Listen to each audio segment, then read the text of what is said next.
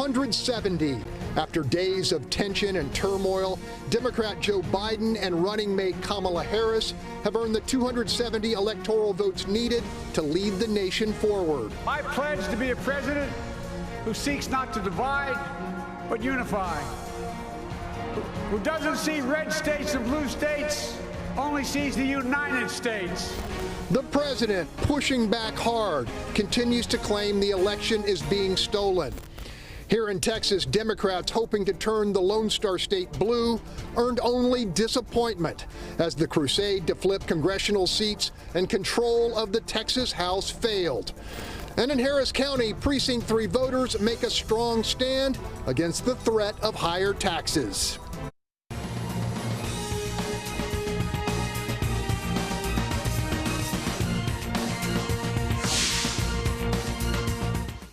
I'm Greg Groogan, and welcome to What's Your Point, where our panelists call it like they see it. Let's greet them. Starting us off, senior legal analyst Chris Tritico. Next up, Houston attorney Carmen Roe. In the 3 spot, Bob Price, associate editor of Breitbart Texas. Batting cleanup, longtime super neighborhood leader Tomaro Bell.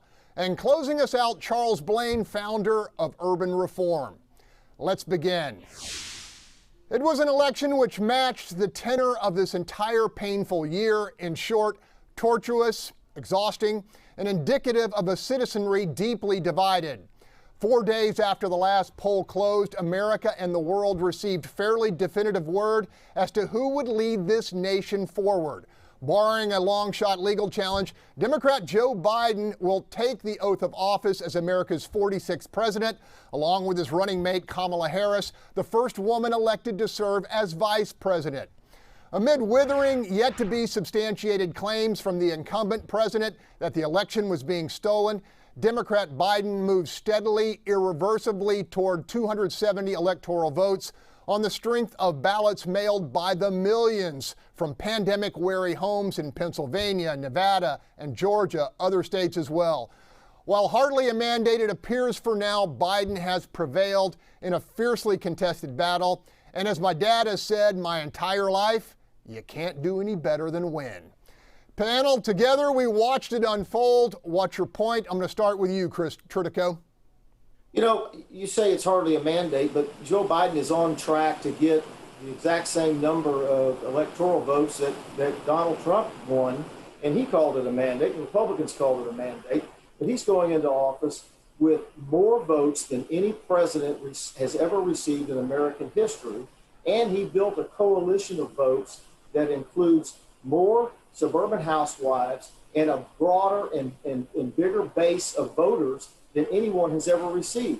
I think he did get a mandate, and this shows a rejection of Donald Trump, not a rejection of Republicans.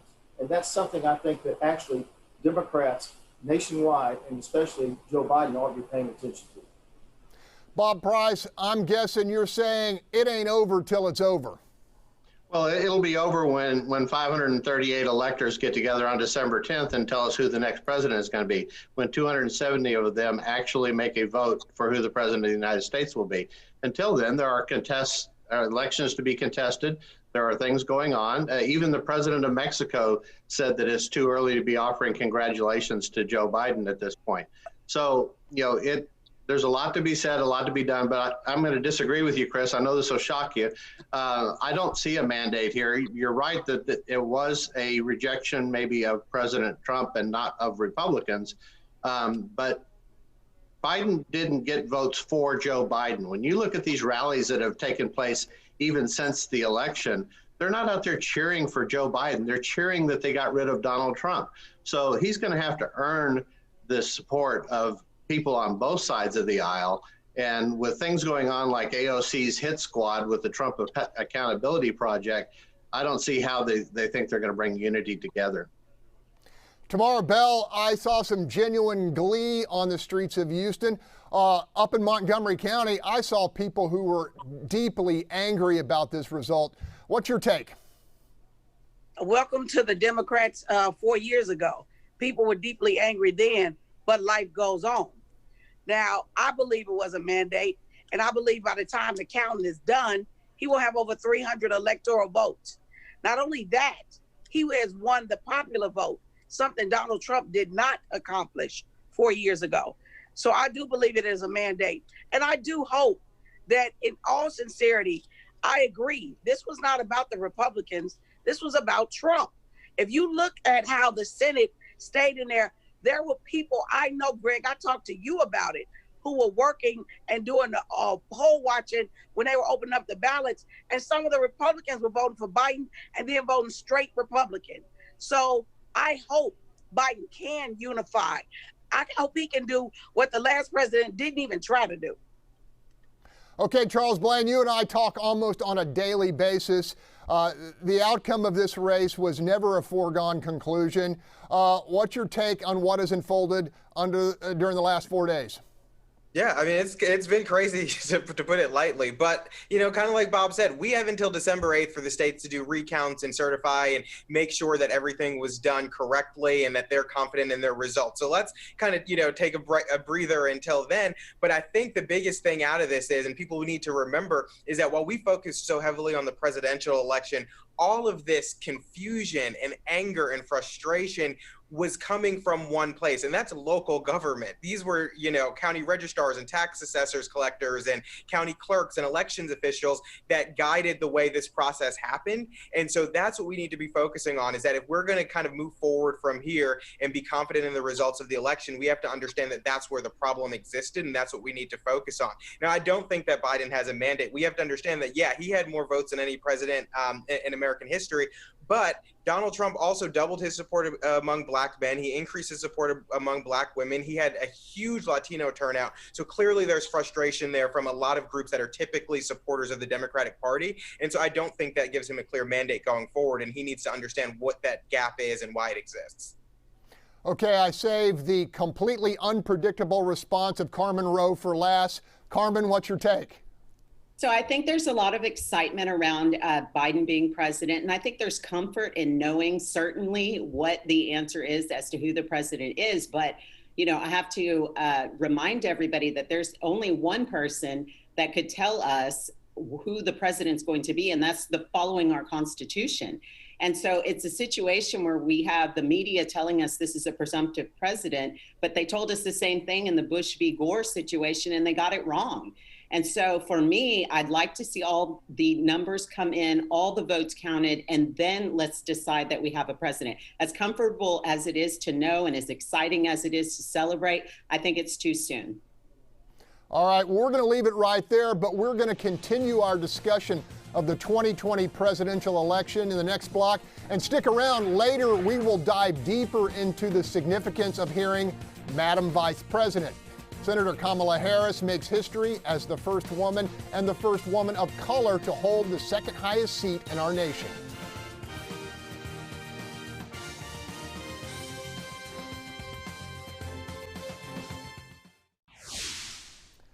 Welcome back. As it stands, Joe Biden will become the 46th president of the United States.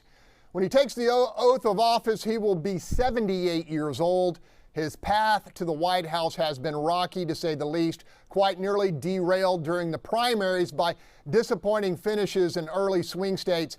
10 months later, amid a deadly pandemic, Biden narrowly prevailed in what amounted to a referendum on Donald Trump's leadership. Panel, he says he wants to heal and unite the country. Is that possible? I'm going to start with you, Tomaro Bell. Narrowly prevailed, 270 to 214. I don't think that's a narrow prevailing at all. But I'm just saying. I'm saying in the 6 states, those were all very tight. That's narrowly prevailing. Right, in those 6 states out of the 50, you're correct. It was very, very much so. But I am very glad that they did get on track. Yes, he is 78 years old. I'm one of those people who have been very fortunate. My grandmother lived to be 94, was driving the whole time and stayed in good health. And I'm sure she didn't have the access to the health care he had. So let's hopefully he can stay in there. And what is Trump's age? I know they went to high school in the same period. So it's not like it's a big difference. If Trump had won, he would be 78 while he's in office. So hopefully he uses the time he is there to get effective people around him to be able to make a difference. Okay, Bob Price, I turn to you now. Republicans are angry, Trump supporters are angry. Can we get to a place, if this is going to be a Democratic presidency, to where we can find some common ground? Well, first off, the anger is directed at the process. The process is experiencing itself to be blatantly unfair. It gives the appearance of let's count votes until we get enough to win. You know, the fact that election officials and judges can just arbitrarily change law that the Constitution says rests in the authority of the state legislatures means that there's an unfair process that's been set up in this. And so the courts are going to look at that and decide what's going to happen. The state legislatures will look at that. Michigan is already looking into, the state legislatures looking into what's going on there. You're going to see a lot of that between now and December the 8th. So as far as Biden's age, you know, they're both older men, but there's clearly a difference in energy between Donald Trump and Joe Biden. Joe Biden has to take weeks at a time of vacation in the basement of his house during a presidential campaign. So we'll see what happens with that. As far as the mandate, I don't see a mandate on this, but we'll get more into that. Okay, Chris Tritico, I talked to Mike Collier yesterday. He was a senior Biden advisor here in Texas. He said moderation won in this election. And if moderation did win, maybe there is area for compromise. It absolutely won. That Joe Biden started this race and came into it because he was afraid for the soul of the country. But let me just answer Bob real quick, and I'll get back to that. It suggests that the system is designed to stop counting votes. There's only been one person asking for that. That was Donald Trump. But look, what Joe Biden is trying to do is say, let's bring everyone together and let's heal. If the Republicans will come to the table with him and try to heal the nation, and the Senate Republicans and the House Republicans will join him and try to heal the nation and try to do things together and work with him and work together, then I think he can accomplish some measure of healing if they will do that. If they do what they did to the Obama administration and just become the party of no and vote no to everything he tries to do, then the healing will not occur. It is up to the Republicans in the House and the Senate to try and work with Biden if Biden reaches out to them. Okay, we're going to leave it right there. Up next, with so many close calls in key states and accusations of fraud, you just knew the court challenges would come fast and furious. The prospects and ramifications are up for discussion after the break.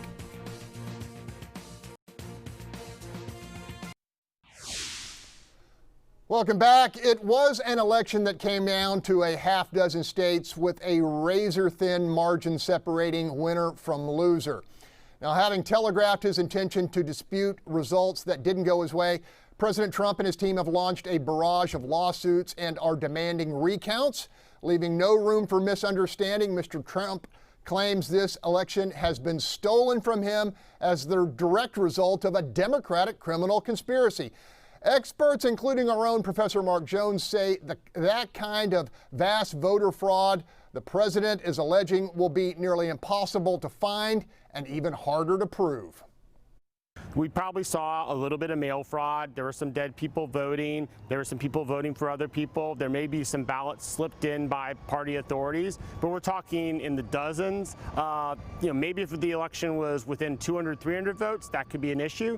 But once you're getting above 5,000, 10,000, we don't have any evidence of orchestrated fraud. And that's what it would really take to change the outcome of an election in a statewide race like Pennsylvania or Nevada or Georgia. Now, panel, while I don't think any of you expected the president to go quietly, my question is this. Does this disputed contest have a chance of reaching the Supreme Court? And we're going to start with Carmen Roe. There's no question. It's already there. Justice Alito has issued orders to Philadelphia or Pennsylvania to have them segregate votes that may or may not be counted or should be counted. And, to the political experts' point, we don't know how many votes we're talking about here. And in these battleground states where the margin was 1%, it could be many more than we suspect. And so perception is reality. There's plenty of people who feel disenfranchised by their vote not counting. And this is why we have to figure it out, count all the votes, and then declare the winner and not do anything until that's done. Charles Blain, what's your sense of this? Yeah, I mean, it kind of goes back to the point of the last segment, which is we have a massively divided country. And in order to begin to heal that divide, we need to ensure and reassure folks that they should be comfortable and confident in our electoral process. And so do I think that they're going to find a massive amount of fraud that's going to overturn the presidential election?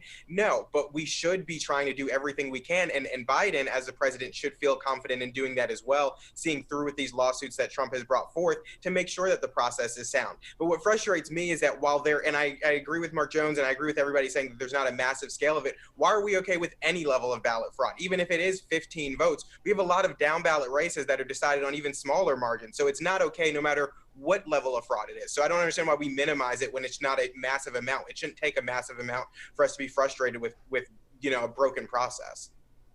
Bob Price, I asked you before the show, and I know you have deep sources throughout this state and around the country. Do you think we're jumping the gun here? Do you think this is going to end up in the Supreme Court?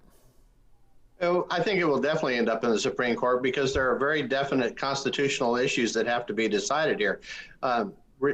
First off, anybody that thinks that if the shoe was reversed in this situation, that the Biden campaign wouldn't be doing the same thing, they're kidding themselves, because they would. There's a lot at stake here, and we need to make sure that the constitutional processes are followed. We need to count every legal vote, not every vote. We need to throw out any votes that were not cast legally according to the laws set forward by the state legislatures.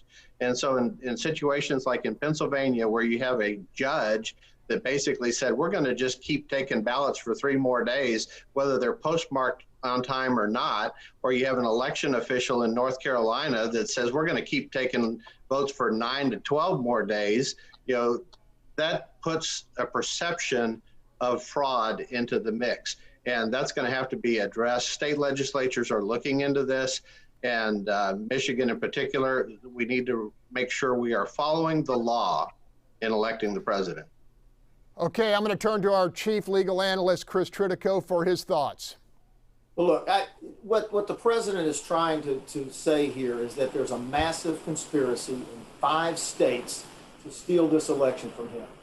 Contrast that to 2000, when there was a separation of about 800 votes in 2 counties in Florida. That's what went to the Supreme Court. This is never going to happen. So for this to work, they're going to have to say that 5 states got together and messed up the ballots just for the president, and then they were smart enough to go down and vote for Republicans on the down ballot races. This is never going to happen. That would be the biggest conspiracy the world has ever seen. It's never going to work, and this is not going to go to the Supreme Court on that issue, period. Not going to happen. Okay, Tomaro Bell, final word on this topic goes to you. Well, if it had not been proven that the Postmaster General was slowing down the mail on purpose, I don't think this is a conversation we would be having. But because that was proven by the workers at the post office, not only were the ballots slowed down, medicine checks and everything else, we would not be talking about this occurring. We've never had a president that told his Postmaster General, hey, slow down the mail. That's why we're talking about this. All right, we're going to leave it right there. When we come back, a closer look at the Vice President-elect and the history Kamala Harris will make when she is sworn in.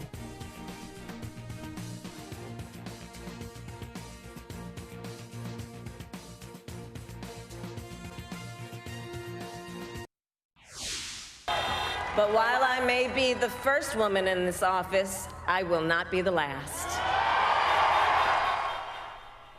History. Senator Harris breaks not 1 but 3 glass ceilings as the first woman, first black, and first Asian American Vice President-elect. Tomaro Bell, I know you're cheering for your fellow AKA sister.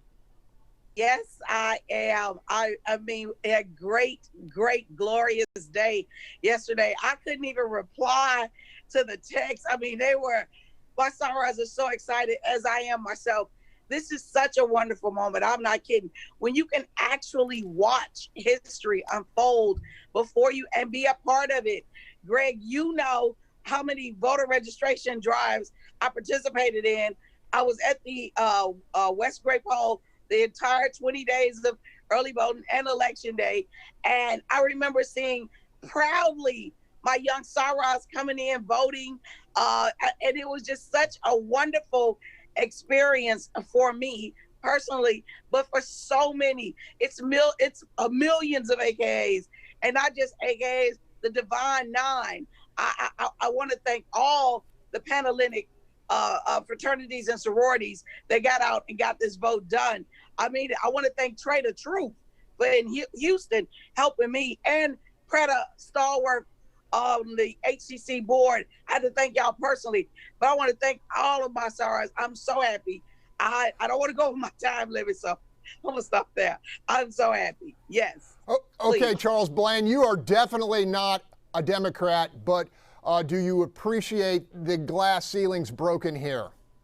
Yeah, I mean, it's really cool. And similarly, in Texas City, they elected their first black mayor, Dedrick Johnson, and he had a similar line. He said, what's less important about being the first is to make sure that I'm not the last. And I think that is really cool. And kind of similarly to 2008, it's nice to live in a moment where you can kind of look and know it's a historic moment and see how far our country has come.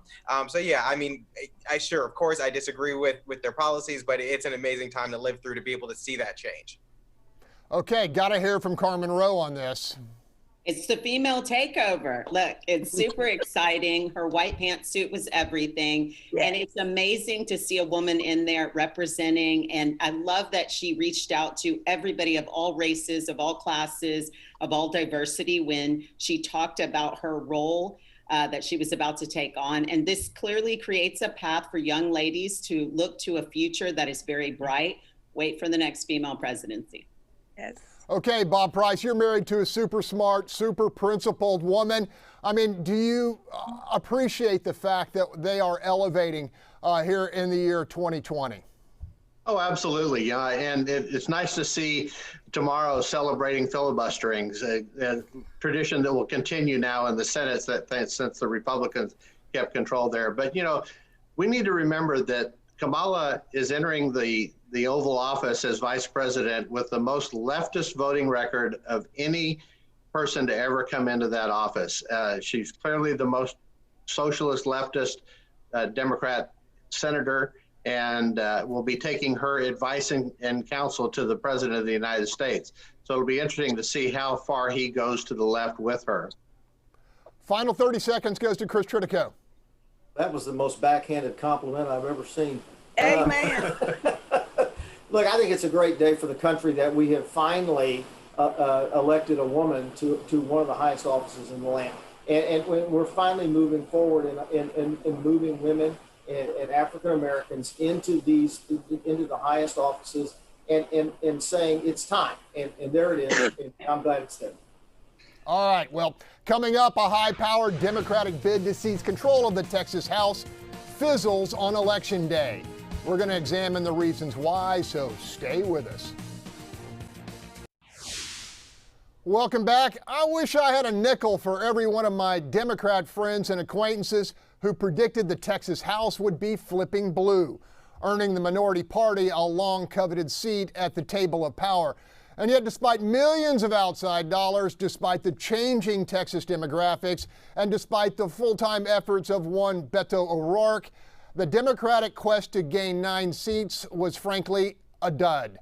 As a result, Republicans will still call all the shots in Austin, and Bob Bullock will remain the last Democrat to win statewide 26 years ago. Panel, what happened here? I'm starting with Charles Blain, who keeps a close eye on these races. Yeah, so the blue wave was a blue trickle, and I think we saw that around the country. This was the lowest turnover of state houses that we've seen across the country since like 1944 or something. The 3 pickups were actually Republicans: the New Hampshire State House, New Hampshire Senate, and the Alaska House. And then the Texas House obviously remained Republican. The only loss that the Texas Republicans saw in the House was House District 134, Sarah Davis, who often sided with the Democrats. So I think it goes to show that if you legislate conservatively as if that's how you ran and you respond to your constituents and you align with the party that you run as, you're going to be reelected. I think that kind of sends that message there. So the Democrats, it should be a message to them that their message did not sell to the constituents that they claim to want to represent, and they claim that we're supporting them. And so I think going into this session, we're going to see some more conservative victories, or at least I hope so, if they act right. Chris Tritico, I say a lot. What plays in Houston and Austin doesn't play in Waco and Waxahachie. Texas still very much a red state. What's your take on this? Well, clearly the Democrats underestimated the backlash that they thought that Donald Trump was going to have in Texas and nationwide, quite frankly. I think that there was an overestimation that the Republican voting public, was going to vote against all Republicans instead of just voting against Donald Trump. And that played all over the country, and especially here in Texas. And that's why the Republicans won the way they did, because we overestimated that, and the Democrats overestimated that, and didn't play the race the right way. And I think that's what happened. Okay, Bob Price, sigh of relief for a lot of Republicans in the state. Well, the Democrats spent $30 million trying to flip the Texas legislature, and it failed miserably. Joe Biden carried 21 counties in this state, the lowest ever since Reconstruction after the Civil War for a Democrat candidate in this state. Along the 20 counties along the Texas border with Mexico, but Trump actually increased his vote down there in 19 of those 20 counties, and Biden lost vote compared to what Hillary Clinton did down there in 17 of those counties. So it was clearly, when you look south of San Antonio, it was clearly a red sweep down that way. The blue wave ran into a red dam, and it didn't happen. So all of that money wasted. The people of Texas rejected the anti-police, anti-social, or the socialist agenda of the Democrats nationwide, and said, we are not going to stand for that here in Texas. All right, Tomaro Bell, there are going to be some come to Jesus talks moving forward for the Democratic Party. You know, I'm from South Texas. I looked down there and saw Zapata County going red. That had never happened before. You know, I think that's partly because people are trying to pigeonhole Hispanics, Latinos into one particular voting block, and that's just not happening. What's your take on what went down? I agree with that. That bothers me that they always try to group Hispanics who are from various different countries. They're not the same people. But correct me if I'm wrong, didn't Biden come closer than any president in the state of Texas in the last few years? No. Didn't he? He didn't beat Hillary? Yes, no. He did. Anyway, what I think his problem was the fact that he said that comment about oil. I think that hurt him. And I definitely believe that some of the comments that were made about defunding the police, which I do not agree with, had a big effect in Texas and nationwide. I do believe that. And I do believe that there will be some come to Jesus. Ann Johnson was one of the state reps that I was trying to help to flip, and I'm glad she did succeed. As I told you, Greg, I had 7 races in Harris County. I won all of my races. Only one of my people didn't win statewide. But I believe that if the Democrats get it together and change their messaging, I believe next time we will do better. Yeah, I want to go to Carmen Roe, and Tomaro brings up a good point. I mean, you have the Democratic nominee on a national stage saying, I want to end fossil fuels sooner rather than later, which is essentially breaking the Texas plate. Do you think that had something to do with this, Carmen? No question. And there's plenty of people I know who work in oil and gas that were afraid of and continue to fear the idea of Biden being president. And so I think a lot of people came out and voted on the Trump train against these extreme policies, not the least of which was the oil and gas, but it also was defunding police and increasing taxes. And so I think those extreme policies is what really drove a lot of Republicans out to vote to make sure that that wasn't happening to them in their local communities, especially here in Texas, where oil and gas is a huge industry now and in the future. All right, folks. Well, we're going to be here to watch the next round of elections. Still ahead, victorious Congressman Dan Crenshaw, who says despite all their sound and fury, Democrats never had a chance at turning Texas blue. We're going to hear from him So stay with us.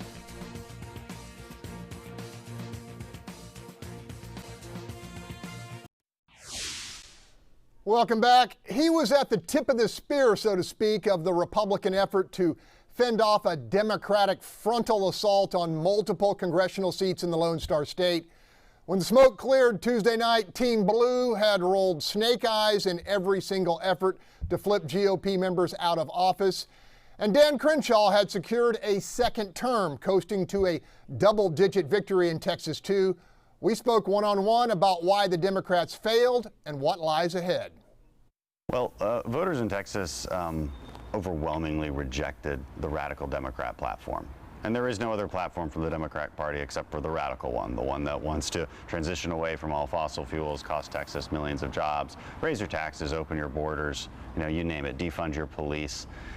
These are not things that people want. So this myth of Texas turning blue turned out to be just that. It was a myth. One, because I'm pretty blunt, I'm pretty honest with people. People know what I think, they know why I think it. That was a big promise I made initially.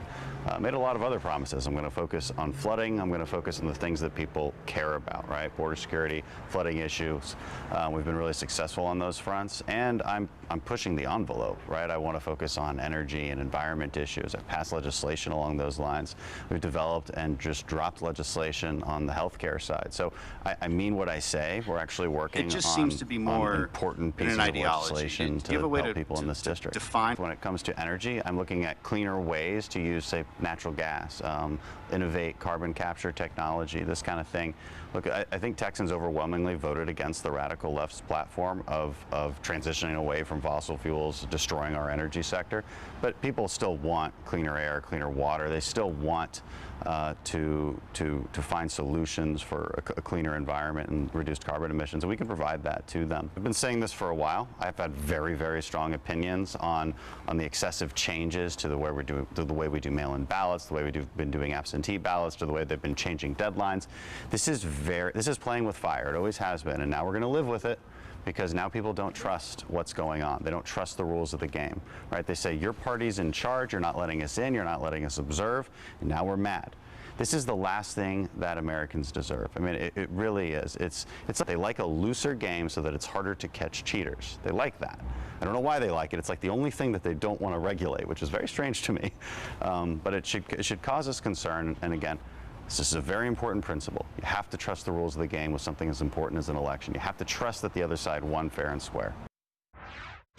Up next, will electing Tom Ramsey Harris County Commissioner maintain a Republican firewall against higher property tax? We shall discuss on the other side of the break.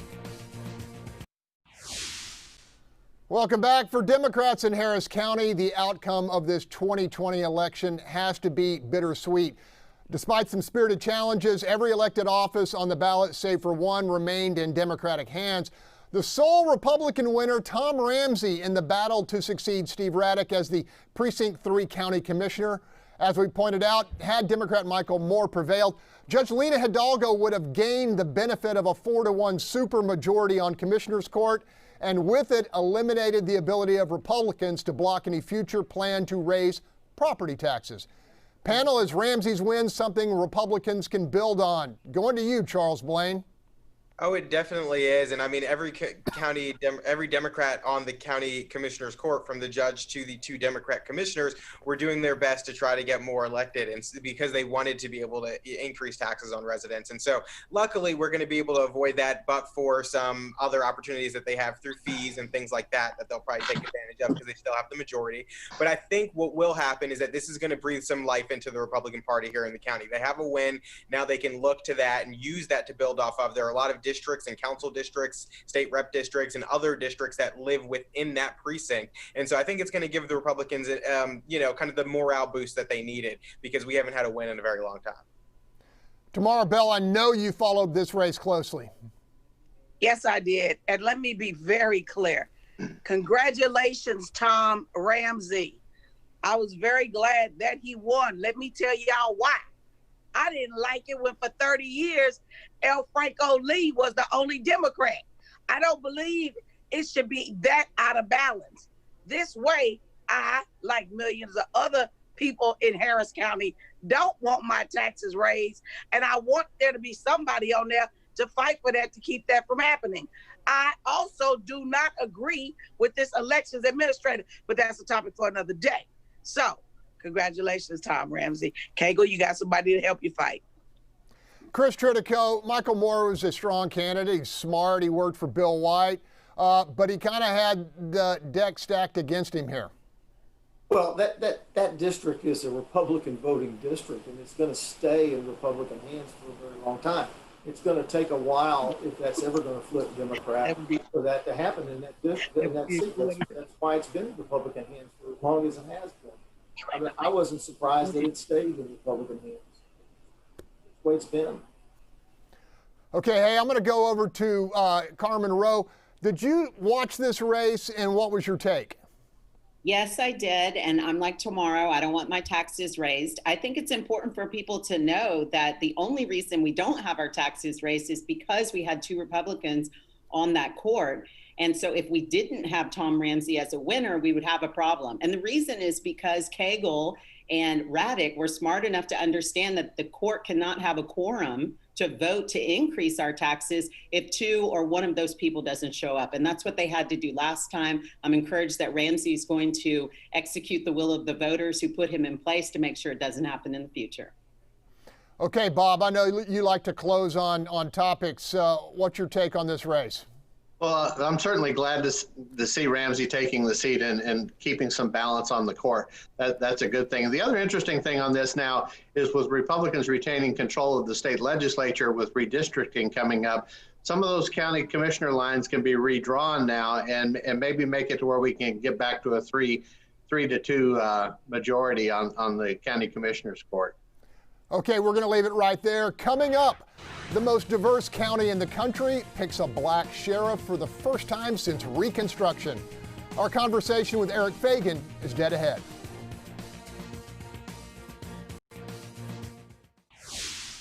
Welcome back. Voters in Fort Bend County have elected the first black sheriff to serve their community since 1869. That's 151 years ago for those struggling with the math. Eric Fagan, a longtime Houston police officer, ran on a reform platform with a message that clearly connected in the Lone Star State's most ethnically diverse county.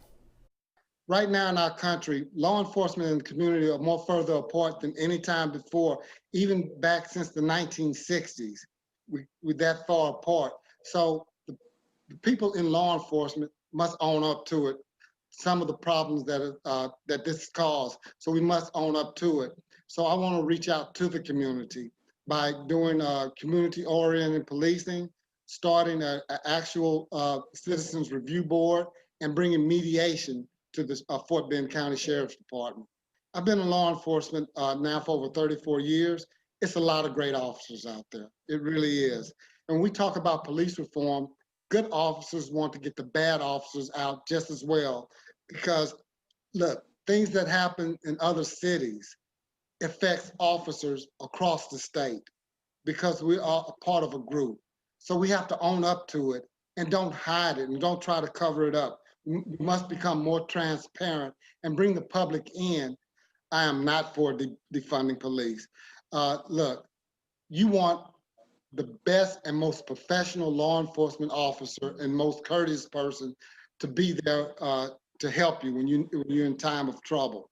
So to have that, they need the proper training. To get proper training, you need the funds to do that. Look, racial profiling is illegal. I don't care if it's a law enforcement officer doing it or not. It's illegal and it's not right. And we can do our job properly without racial profiling. In Fort Bend County, the most diverse county, they need to see that reflected in the command staff, not just in the patrol, but the command staff, the people who make the policies. I hope and I pray it won't be another 151 years before you see another sheriff of color in Fort Bend County, and I think it won't be. Still ahead, the choice by voters in Oregon that's left many shocked. Criminal penalties all but eliminated for drugs like heroin, meth, and cocaine. Welcome back. While most of us were paying rapt attention to the presidential election, Voters in Oregon decided to decriminalize possession of so-called hard drugs like heroin, cocaine, and methamphetamine. Those arrested with small amounts will face no jail time and be allowed to pay a $100 fine. Panel, all I can say is that's not happening here in Texas anytime soon. I'm going to go to you, Carmen Roe. No way, no how. I don't even think it's going to happen anywhere else. I mean, they talk about that this is a social experiment. They actually admit that they're going to look to see how this works. It's not going to work well. The truth is that real addiction requires real intervention. And what we do in the criminal justice system and as a criminal defense attorney is important in getting people treatment. It goes through the jail. It goes through our process of criminal justice. If you're not part of this process, you're not paying a $100 fine. You're not showing up for anything, and you're going to keep using. Okay, Tomaro Bell, you think there's any support in the neighborhoods for this? Take 20 seconds. It don't take that long. Hell no. That's it. All right, Chris Tritico, you know your way around the courthouse.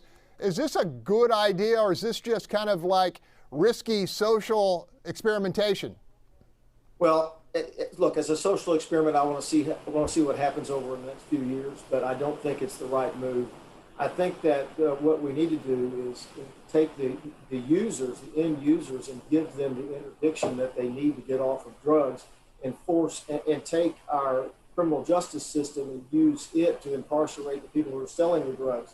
And that would be a better use of resources. The end users need the help to get off of the drugs and not be incarcerated and make felons out of people who are addicted to drugs. That would be a better use of resources. Bob, take 30 seconds. Save some time for Charles. Well, you know, Oregon is decriminalizing just about everything when you look at their prosecutions of rioters or lack of prosecution thereof.